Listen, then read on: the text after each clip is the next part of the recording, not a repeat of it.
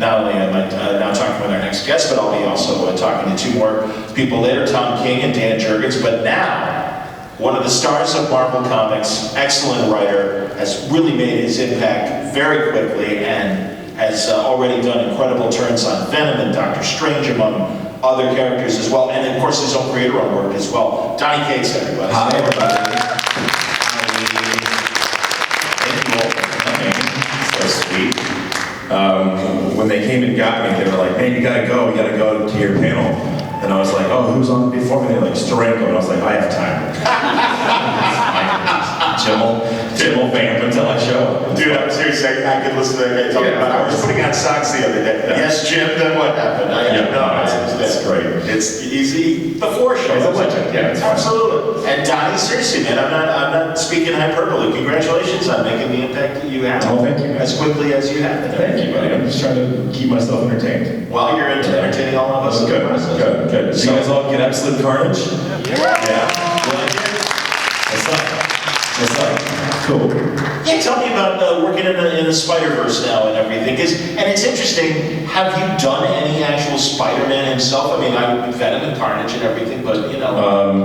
Well, yeah, I wrote Spider-Man in Doctor Strange 390 something. Yeah, as a guest character. As a guest character, yeah. Sure. I have not written any Spider-Man. I've never written a title that had Spider-Man on the cover, and that's actually on purpose. I've actually turned down a few offers to write like Spider-Man miniseries and stuff. And the reason why is when I write Spider-Man, it'll be in a book called Amazing Spider-Man. I'm with you. Sure. I'm no one's backup singer. I'm not going to leave Marvel until I write Amazing Spider-Man. That's my dream gig, man. I love it. Any chance I get to write Peter, it's just, and I was talking to Ryan about it. Ryan Stegman, who I work with all the time, you guys know Ryan, has a podcast. I mean, we recorded one last night. Oh, did you hear? That's fantastic. Yeah, with Frank Thierry, unfortunately. Yeah. And tonight we're doing one with Joe Quesada, so that'll come out soon. Is he on the phone or is he? Yeah, he's going to Skype in. That's cool. And we have Rob Liefeld coming up on the show. Excellent. Todd McFarlane's going to be on the show soon. I should have said, Ryan's going to be so mad at me that I said that, but whatever. That's it's nice to listen. Go on. Yeah, I was talking to him about Spider-Man, and as I always do, if I talk about Spider-Man for too long, I started crying. I started crying in front of Ryan Stegman and Frank Thierry. You know how miserable my life was all night? Are you crying about your little spider friend? Oh, okay, all right. Yeah, I love him so much, and I get a chance right now to write him in absolute carnage in every issue of that, and it's just a blast, you know. Well, Donny, honestly, doing what you did with Venom and now Carnage and stuff, I mean, these are characters, I will confess, I wasn't a Venom fan. Mm-hmm. Again, he was a villain. In fact, last year you were supposed to be at Terrificon and things came up and you had to cancel that, or right? It was Stegman, yeah. It was Stegman, excuse me.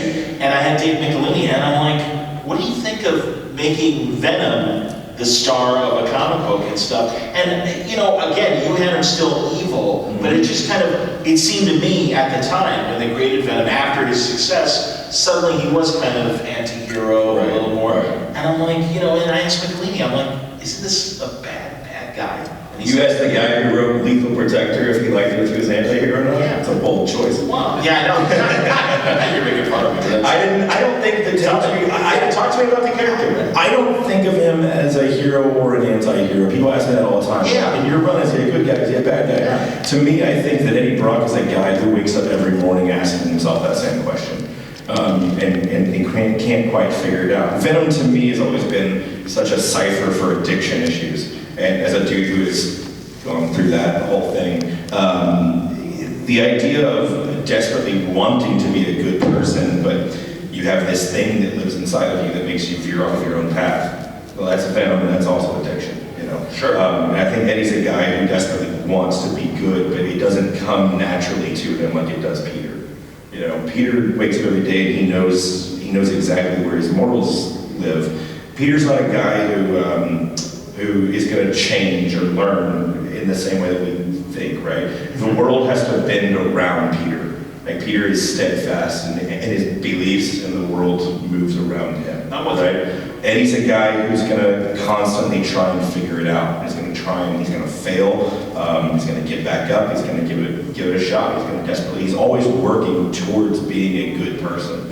I think in a lot of ways, I write him, especially like in episode Carnage. There's this whole diner scene, which is my favorite scene in the entire issue, and I write Peter and Eddie kind of like my brother to me, because like my brother and I are so different, and he's like blonde-haired, blue-eyed, born literally on the 4th of July.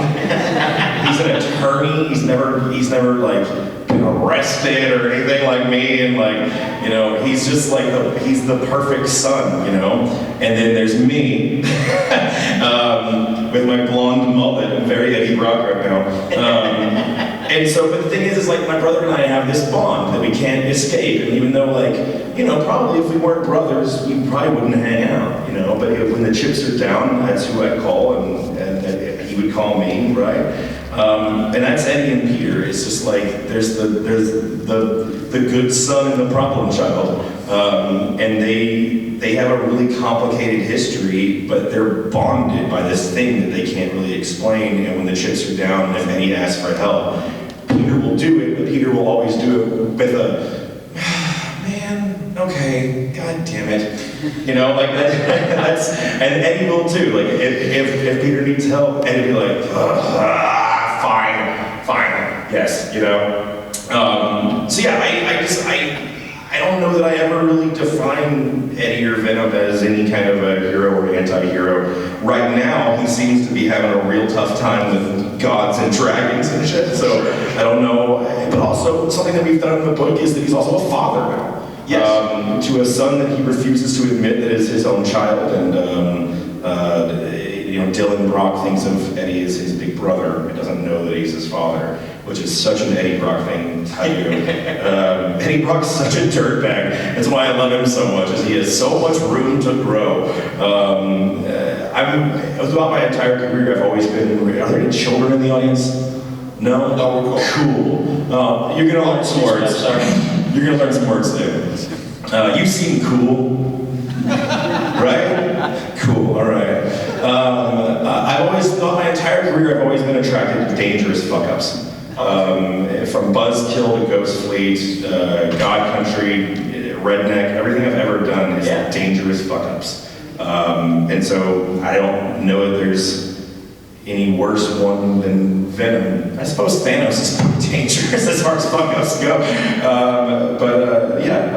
I'm very attracted to that, which is bizarre because I want to write Peter so bad, and he's just perfect. Was it always Marvel that you wanted to eventually get to? Absolutely. Okay. Even though my name is DC. Exactly. I have the DC bullet logo tattooed on my shoulder right here. It's the first tattoo I got when I was like 16, or I'm sorry, when I was 18. I got it. It looks like shit now. It's all blown out. But I don't know. DC's cool. Yeah, they got some cool stuff. They got that Batman. Sure. You're the 3 biggest publishers in comics are Marvel, DC, and Batman. That's true, right? Yes. Yeah. Yes, Batman is not only that the great solution of whenever the chips are down for DC. Yeah. Thank God somebody comes along and writes a good Batman. You know, I was also Batman. I believe it. Yeah. When my contract was up for negotiation at Marvel, it's actually a really funny story. I was at Legendary Pictures. I was in their office signing the deal for the God Country film, right? Excellent. And as I signed it, we were having a good time, and they were like, "Hey, have you been downstairs?" And I was like, "What's downstairs?" And they were like, "DC Comics is downstairs." And I was like, "What?" Like, I had no idea that it was in the same thing. And so I texted like the only editor that I know, and I was like, "Hey, can I come down to DC so I can see it?" And DC's comics office looked like, you're like what Bart Simpson thought Mad Magazine would look like? And they were like, "No, kid, it's just an office," right? It looks exactly what a little kid would think DC Comics office looks like. It looks like there's like parts of it that look like the Fortress of Solitude and like the Batcave, and it's crazy, it's beautiful. I got down there and I had the tour and everything, And then I don't think they'll mind if I tell this story, but I don't know. I don't work for them. I got down there and they were like, hey, before you leave, would you, can you step into this office? And I was like, yeah, sure. And for whatever reason, the Dio had a stack of hundreds on his desk. I'm not exaggerating. I'm not making that up. I don't know if it was like subtle, like Minecraft. Like he was gonna mind fuck me into like thinking that I could be rich. It's a John Kidd move. Go on. Really, it's crazy, really right? There was literally a stack of like a few G's on his desk, just sitting there, and I was just like staring at it. Like, it was never brought up. It was never talked about. I have a feeling it's like 100 on top and then like a bunch of like Monopoly 10s. And then Dio just keeps it in his desk drawer and he has a big meeting and he drops it on the thing. I don't know why it was there. It was so weird. But yeah, they offered me, what was the offer? The offer was I was going to write Constantine and Green Lantern Corps alongside Grant. And then whenever Tom's run wrapped up, I was going to do Batman.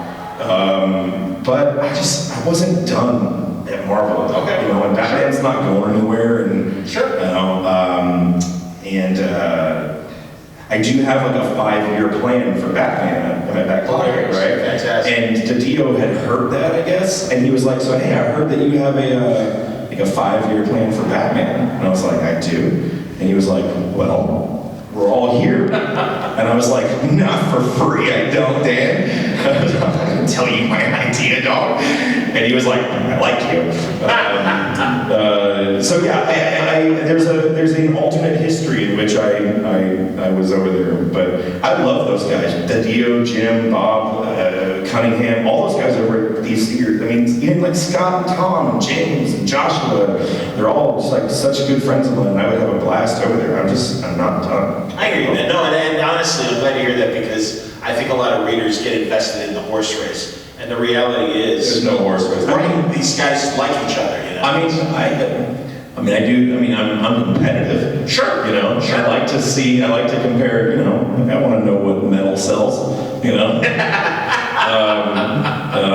You know, but Scott does that too. Like, Scott wants to know what Absolute Carnage sells, you know? It's going to make him sad. Hashtag 8 million copies, bro. So, yeah, we're all competitive, but we love each other. I mean, like, there really is no, I hate to break kayfabe. Is that how you wrestler fans say it? Hilarious. Is that what it is?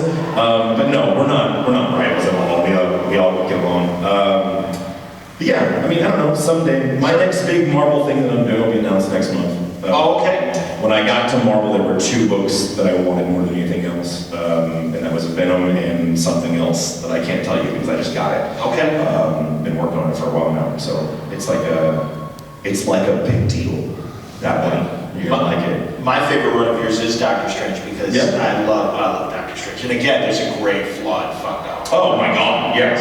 Yeah. Yes. Yeah, Doctor Strange was a lot of fun and really hard. You gotta understand, when I got to Marvel, my 2 first books were following Lemire on Thanos and following Jason Aaron on Doctor Strange. Yeah. They threw me in the deep end immediately, man. And like, dude, following Jason on anything is tough. Sure, it's like as long as Jason Aaron is writing, we are all vying for 2nd place. That dude is just unreal. But I had to and I wrote this big thing in the back of my last issue where I said that, you know, eventually I had to just get out of my head and be like, they don't want Jason, they want me. So like, what does my shit sound like? And so that's why the first panel of my first issue has an under new management sign on the sanctum. And so I was like, sorry, Jason, it's my house now. Yeah, sure. And so it was a tough book, man. It was a really big title for, at the time, not a very big writer. And I don't pitch small, you know, like I tend to go for broke. Sure. So like, you know, Thanos Wins was this big enormous thing, and then on Doctor Strange I was like, I want to make Loki the Sorcerer Supreme, and also I'm going to resurrect the Sentry, and also Doctor Strange is going to offer a dead dog to a tree and get magic powers, and they're going to fight it was just crazy. It was and they were like, you want to do that in 5 issues? And I was like, yeah. They were like, okay. I tend to think that it worked. funny story. One time I was on a panel. At New York. It was like the big Marvel panel, so there was like 1,000 people there, right? And this little kid stood up in the audience and he asked me, why did I choose a basset hound for bats? Now, if you guys have read Doctor Strange, there's a little dog that talks. His name is Bats, and he dies. And Doctor Strange offers his body to the World Tree as an offering, and he gets like amped up as guardian powers against the god of magic. And then at the end of the story, Loki resurrects Bats for him as a ghost. And that dog, I'm happy to say, is still around. Mark Waid put him in his run, and he's in more of the realms. And it's weird. But this little kid asked me why a basset hound. And in front of thousands of people, I said, well, in issue 4, Doctor Strange, it had to be revealed that in his bag he was carrying that Bats was in there, so I chose a basset hound because its dead body would fit into a backpack. And this little kid just like stared at me in horror, and CD was right next to me, and CD was like, what the hell is the matter with you? I was like, what? That's the truth. And he was like, you could say you like basset hounds. And I was like, oh, yeah.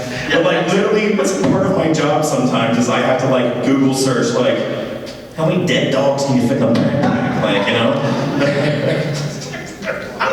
So that's my Doctor Strange run. Well, and then I was supposed to be done with Doctor Strange right at the end of Damnation. Yeah. And then Mark Waid was going to take over it, but I guess there's like a scheduling issue where the artist couldn't start. Things happen all the time, and so they gave me an extra issue, which is 390. And to this day, Doctor Strange 390 is my favorite thing I've ever done for Marvel, because they were like, you can do whatever you want, and I was like, cool, I'm going to write an issue of Spider-Man. And so Spider-Man comes and kind of nothing happens in the issue. It's just all talking, which is my favorite stuff in the world. People seem to think of me, it's my fault, like that I do like these big event books and big loud stuff. But like my influencers things are like Strangers in Paradise and like really quiet things. If I had all of my creator-owned books are just people sitting around talking, which I love.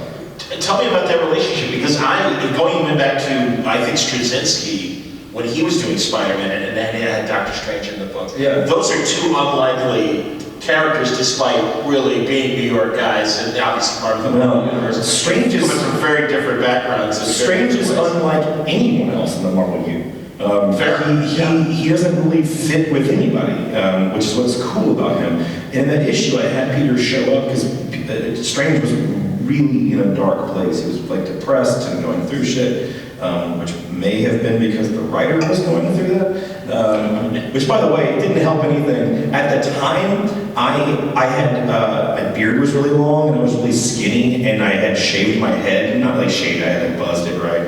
And then the art came in for the first Doctor Strange art, and Strange is really skinny and he has a beard and he's like had his head shaved. And I emailed Walter and I was like, hey man, am I insane or is that me? And he was like, yeah, I just thought that I would just make it you and it makes it easier. And I was like, well, that's real fucking weird for me, man. And so like if you read Strange, like, and then every artist after Walter did it too. And so like if you read like Rod Reyes did Damnation, it's just me. It's just me as Doctor Strange the entire time. And it's so bizarre. And I get it, generic white dude with a beard. Like it's not that hard to pull off. But it was fucking bizarre. Anyway, Strange was really going through this like a really bad time. And so Peter's the guy who I always look to as he's the superhero mascot. He's everyone's living talk. Sure. You know, because he's kind of not the most powerful guy, but he's always like front of the line. You know, he's an inspiration. Yeah, I mean, he is just Steve Rogers and Peter Parker are the exact same human being, just separated by 70 years. I'm with you. And so Peter shows up and he tells him, he's like, so in my book, he had lost the Sorcerer Supreme title, and he was a veterinarian because his medical license had been revoked. Right. And he doesn't really know how to operate on animals, But as he says in the book, he's like, you know, the biology of animals is really not that different from the body of a human being. There's just a language barrier. So what he does is he takes animals into the back room and does a spell on them so they can talk. And he's just like, what's wrong with you? And they're like, my fucking hip. And he's like, okay. And so he had just been a veterinarian for a while. And Peter comes to him and he says, which is what I really like about Stephen, is that he was like, you know, when you lost the ability to be a superhero, you just went back to being a regular hero. It's like Stephen Strange is unique amongst the other heroes in that he was a hero before he got superpowers. Now he had an ego and he was a dick, but he was saving lives every day before, and like everything that he didn't do to become a superhero, he did to fix his hands so he could go back to saving lives. That's fucking cool. Yeah. That's really, really cool. Like, you know, Peter wasn't doing that, you know, Iron Man wasn't doing that. I think it makes him really remarkable in that sense. You know, he's a dick, you know. Yeah. Kind of not a good dude.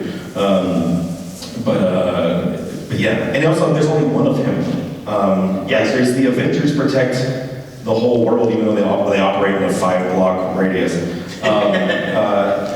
And they protect the entire world, but there's 1,000 of them, and then there's Stephen who protects all of us from 8 billion crazy things. And he's just, so I write him as just being exhausted all the time. He's just sick of everybody's bullshit. And like Peter's like, I fought an octopus last week, and he's just like, I saved 1 billion people from a crazy interdimensional squid.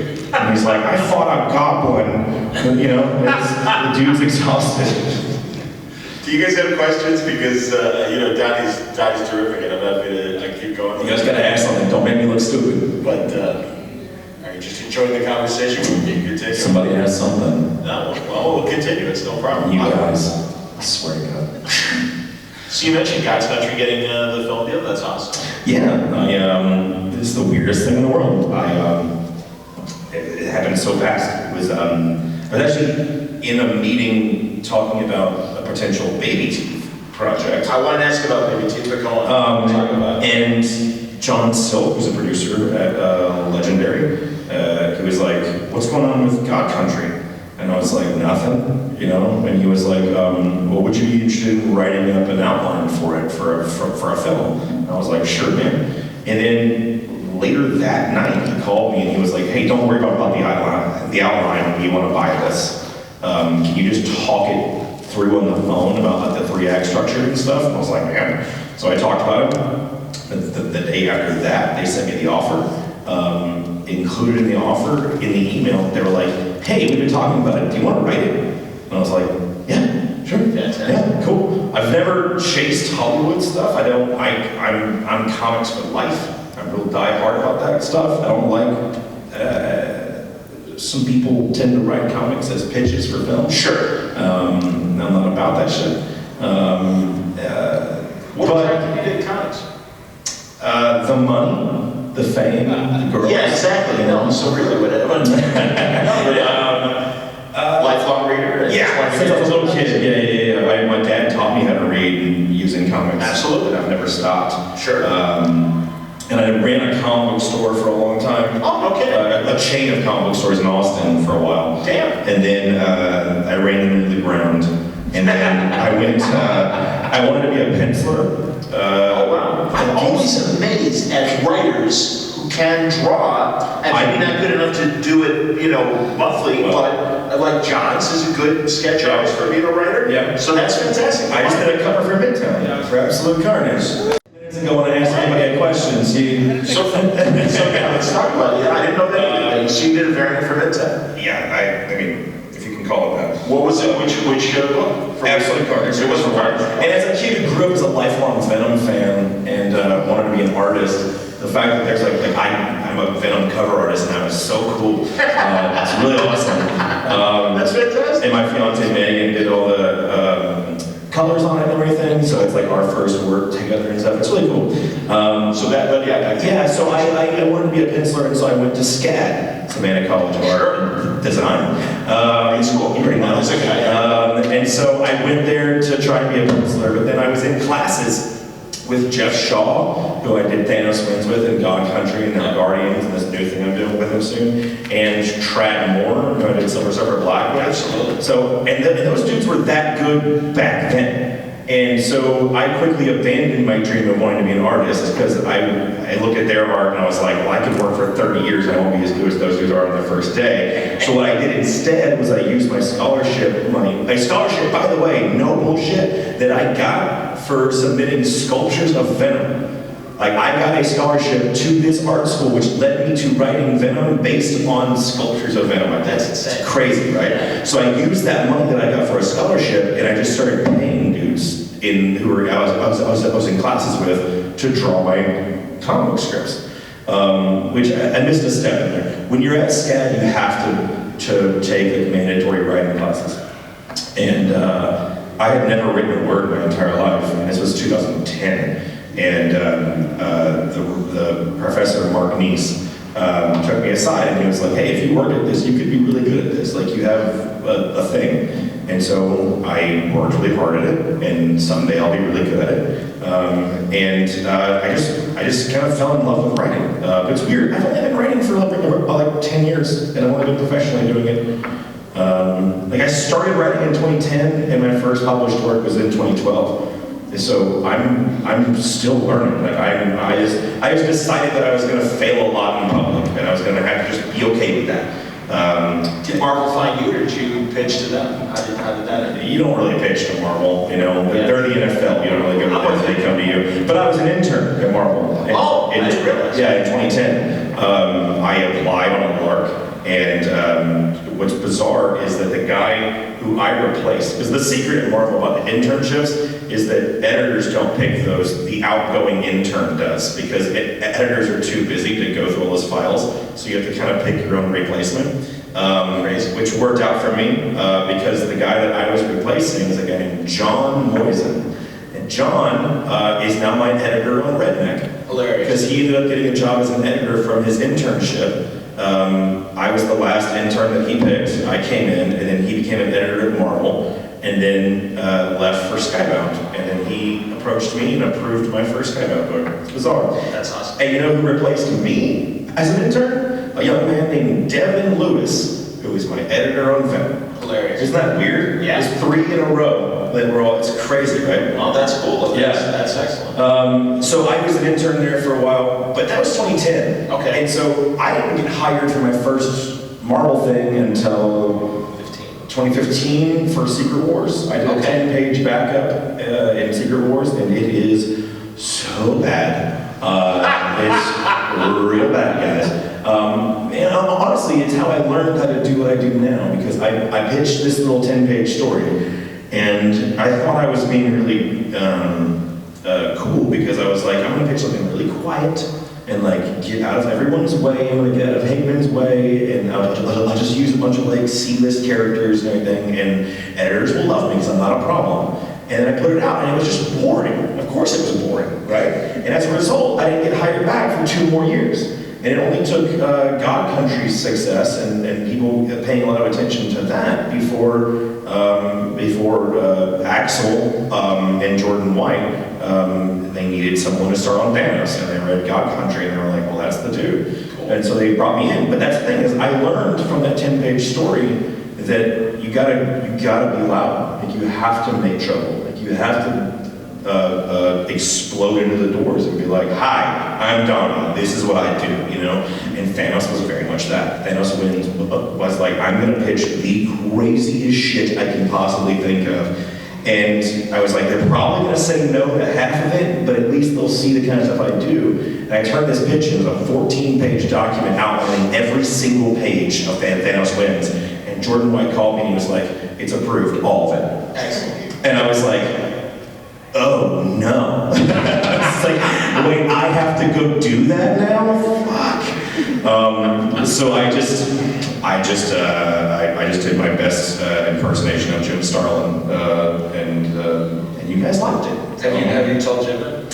Yes, Jim and I are very close. That's awesome. Yeah, Jim's a great guy. Jim took me out to coffee in Rose City Comic Con last year, and he just asked I was like, what do you think that people do wrong about Thanos? And he was like, I don't like that he has children. He's obsessed with death, that he shouldn't have kids. And I was like, yeah, I feel the same way about Batman. Like, Batman shouldn't have a Robin. And Jim was like, I agree. And I was like, oh, that's right, you killed Robin. That's right, of course you agree. And I was like, oh shit, that's right, you did that. Yeah. Absolutely, man. That's fantastic. Jesus. So I should ask about Baby Teeth because Aftershock actually is one of my sponsors. So Sure. So I do want to know about Baby Teeth and the status as well. Man, 10 issues so far of Baby Teeth. 15. Excuse me. 15. Yeah, issue 15 just came out last week. Okay, cool. We had a really big break because I had to go and write God Country. It's completely my fault. We had like a year off, and it's completely my fault. But we're back on track. I have 3 issues in the can. It's coming out. It will be ending at issue 20. It was always supposed to be that. It's 4 volumes. Those volumes are born, raised, cradle, and grave. And so it's always been designed like that.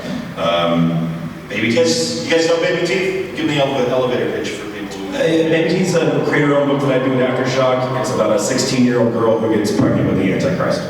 And she gives birth to this kid, and her name is Sadie. So I know that, like, I didn't invent the idea of a girl giving birth to the Antichrist, right? But, like, things like, The Omen and Rosemary's Baby and stuff like that, they always bugged me because the mother was always really afraid of the kid, and that was kind of always the dynamic, is it was the protagonist was the mother and the antagonist was the kid. And it's a horror trope that plays on people's fears of pregnancy and things like that, right? But my mom had me when she was like 18. And this whole book is kind of dedicated to my mom. At the time, I was writing God Country, which is completely about my father, and I wanted to write something about my mom. And I know that there's nothing that I could ever do that my mom wouldn't fight for me. And so I was like, I wanted to write, Baby Teeth is about that, as she gives birth to the Antichrist, but what makes our book a little bit different, I like to believe, is that it's not a horror story. It's a story about love. Sadie doesn't give a shit. She's like, that's my kid. I love my kid. And like the whole world is trying to kill it or put it on a throne. And she's just like, I don't care. Like, I don't care what you guys say about my kid. I'm gonna take care of it and I'm gonna love it. And so it becomes this kind of essay about nature versus nurture. His name is Clark. She named him after Superman. And Clark is just a sweet baby, He does drink blood, and when he cries, the earth shakes. And so, look, it's tough, all right? It's tough having a kid, but he's just a kid, and so yeah, it's just a grand story about the love that a mother can have and how that love can potentially save the whole world. So it's weirdly the nicest book that I write, and I'm pretty open about like how much I put myself into my characters and stuff, because it's cheaper than therapy. But the character that is the most like me is Sadie in Baby Teeth, which is telling that I'm like a 16-year-old girl inside. If you were to look at my laptop, it shows, because my laptop is covered in stickers of like Brandon Lee and the Crow and like The Craft, and it's like all this like hot boys and cool girls doing things. My wife is just like, what's the fucking matter with you? So yeah, Sadie's she's a sweetheart, and the whole story is told when the first issue opens. Sadie is recording a video at a nebulous point in the future for Clark, and you understand that she's recording it because she's not going to be there when he grows up. And so the whole thing is told from a nebulous point in the future where we don't know, and we don't know why she's doing this. So yeah, if Thanos wins with me doing my best Starlin impersonation, Baby Teeth is me doing my best Brian K. Vaughan. It's just saga. So yeah, check out the Baby Teeth. Yeah, I'm very proud of it. That's excellent. So, Donny, as a creator today, because I always find it interesting that, back in the day, the ambition was to go to DC or Marvel, make your mark there, and really create our own. As and Jesus, man, I mean, I'm 54, so I mean, I remember all the booms and busts in the black and white era and various things in the decades. But now it really does seem like a creator can, have one foot at DC or Marvel and obviously do their creator own stuff. And like you said, you're a guy of comics and everything. So, how do you see? Because there's just tons of rumblings right now with DC ditching Vertigo, DC ditching Mad, or I should say AT&T ditching these imprints. At least that's my observation. But yeah, I mean, what do you think of like where comics are going and where they are right now? Okay. The big essay one. Yeah, please let me address this. Please. Because so many people are like, we are the only industry that is obsessed with our own doom. You don't see this anywhere else. A network cancels a TV show, and people don't go, I guess TV's dying. Shit happens all the time. It's like a Starbucks closes on your blog. It's like, well, I guess people don't drink coffee anymore. I was like, no, shit happens. It's fine. Like comic book stores close all the time, and they open all the time. That's just capitalism. It's fine. Sure. And like an imprint shutting down, well, DC also launched like 3 new ones last year. It's fine. Comics are fine. Everyone just calm down. Jesus. People have been talking about the doom of this industry. You know what the big scare was back in the day? They went from a nickel to a quarter. And everyone's like, the end, bro. The end. A quarter? And people are like, well, Marvel and DC don't sell as much as they did in the 90s. Well, they cost 75 cents in the 90s. They cost $4 now. It's fine. Like a 250,000 copies sold doesn't mean they cost $4 versus something that sold 1 million copies at $1. Guys, do the math. It's fine. We're all fine. And also, people are like, well, Marvel's comic book sales they're going to shut down. Do an exercise for me, okay? Not at a Comic-Con, but anywhere, just literally anywhere you are. I want you to wake up in the morning and time it on your phone how long it takes you to interact with a Marvel product. It will be less than 2 minutes. You will walk outside, there will be a sticker or a keychain or a billboard or a stuffed animal or a dude in a shirt or a Slurpee machine or whatever. It's everywhere. Where do you think that money goes? They're giving out shit for free? Like, dude, you know how much money Marvel has? It's unbelievable. They're like Disney. It's fine. Disney owns all of you. We're doing fine. It's bananas to me that people are like, well, they don't make any money. I was like, maybe I make a lot of money. I don't know where that came from. Like everyone's fine. I don't make a lot of money. Comics are doing just fine. And it's bizarre how many people are just like doomsday prophets online and just want to argue. People argue with me and tell me that Marvel sales aren't great. And I was like, well, one of us works at Marvel. So we can debate all day if you want, but it seems stupid. Well, maybe I framed it wrong because I agree with everything you're saying, but also I'm more interested in the fact that, like Skybound and Image and everything that's going on, and Aftershock and these other publishers, that no matter what, because the fear is not that comics are going away, but you understand that obviously the movies and the television shows make a shit ton more than what the comics do. That what would keep a Marvel or a DC going, something, we're going to do movies and TV, let's license the IP to IDW or Boom. I mean, God, they're doing it with Star Wars kids comics, and even Marvel's kids comics are published by IDW. So there's that, but also, and again, as someone who's doing so much creator-owned stuff, luckily now there seems to be that audience in a bigger way than there was before for creator-owned books. And that there is good math that, you guys can make a decent buck off of those. Totally. Well, I mean, doing Image and, Aftershock and Dark Horse and all these companies, doing creator-owned books, that's the retirement plan. So we can make money off of that for the rest of our lives. Yes. And I'm a big boy. I know the contracts that I signed at Marvel. I created a character called the Cosmic Ghost Rider at Marvel. If he shows up in Guardians, I'm not going to make any money off that. I don't own that character. Marvel does. Which is fine. But I'm not. People, I remember when I first got to Marvel, I signed this and drew a Venom on it. If anybody wants that, there you go. Not bad, right? Yeah, you can have it. I remember when I got to Marvel, when I signed my contract, so many like Marvel expat writers told me to not invent new characters when I got there, to like save that stuff for your creator-owned stuff. And I was like, I'm not gonna write with one hand tied behind my back. Like if I'm gonna do it, I'm gonna do it. To quote the poet T.I., who's the king of the South, everything I do heavily. You can blame it on my what is it? You can blame it on Uncle Phil and Beverly. I think that's the rhyme. It's in Paper Trail. It's a fucking dope album. I'm just gonna start spitting T.I. lyrics up here. No, it's just, if you're gonna do something, you should do it with everything you have in you, right? And so I create new characters in everything I do. I've created Bats. I've created Null, the Grendel Dragon, Rex Strickland, Vox. I mean, I do it all the time because people like that kind of stuff, and I like that kind of stuff. But yeah, Image is really fun. What's funny, I'm doing 2 Image books this year. I'll be announcing them in a few months. Okay. One is drawn by my fiancée, Megan. Megan. Yeah, congratulations. Thank you. We're getting married on Halloween in Italy, which is very nice. Yeah, thank you. And the other one is drawn by Jeff Shaw, that I did, God Country and Thanos Wins.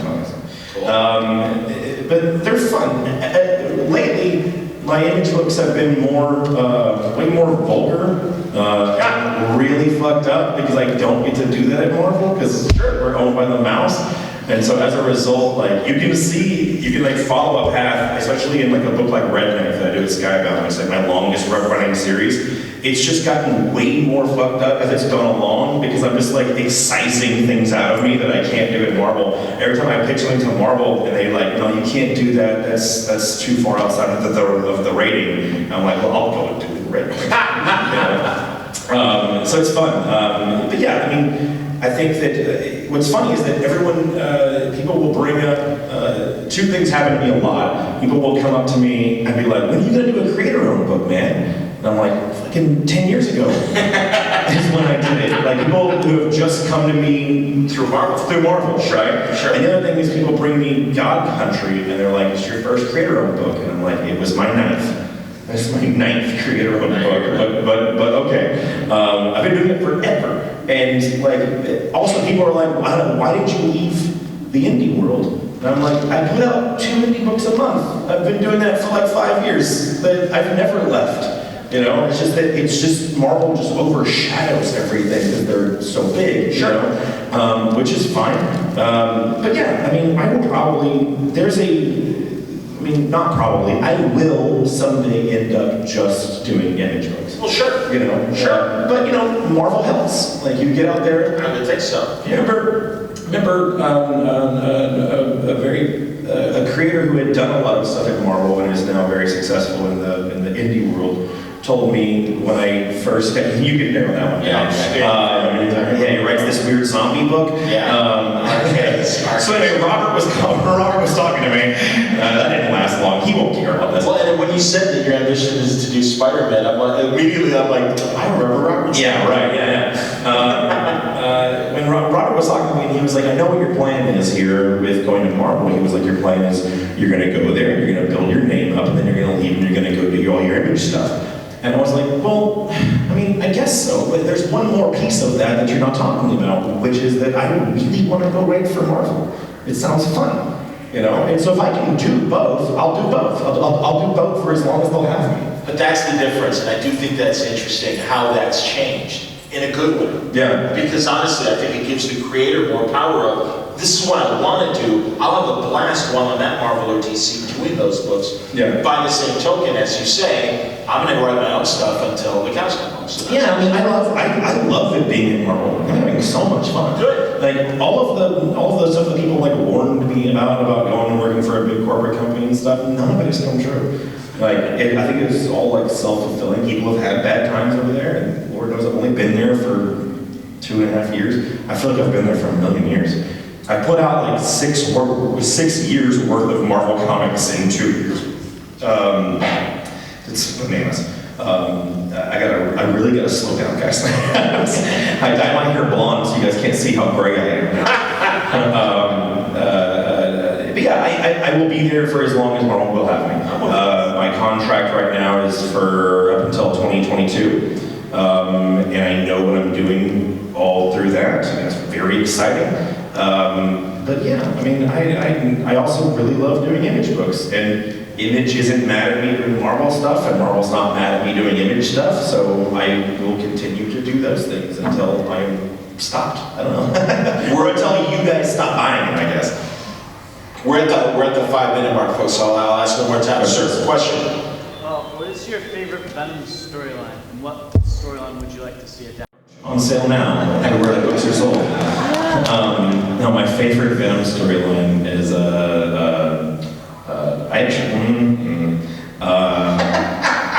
actually not in a Venom solo book. It's in someone will correct me on this. I think it's in Sensational Spider-Man. It's written by Paul Jenkins, and it's a storyline called The Hunger. It's when Eddie first got cancer, and it's one of the first storylines where I saw Eddie being treated as kind of a more vulnerable side to Eddie, a little bit weaker, a little bit more introspective, and it really captured my imagination. Because Venom, a lot like Ghost Rider, is a character that just looks cool, you know, and it's just kind of like started off just kind of looking rad, you know, and then as it went on, like both Ghost Rider and Venom are cool shit that would look awesome airbrushed on a van, right?